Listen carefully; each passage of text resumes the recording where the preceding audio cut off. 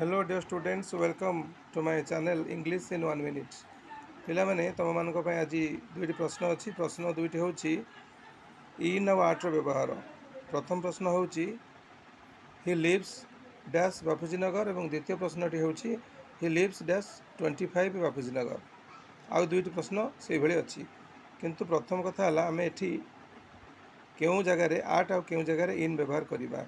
Are tips हूँ जो केवल लोकेशन रो ना थिबो सेठी आम इन यूज करवा एवं जो लोकेशन रो ना पूर्व नंबर थिबो सेठी आम आर्ट यूज करवा।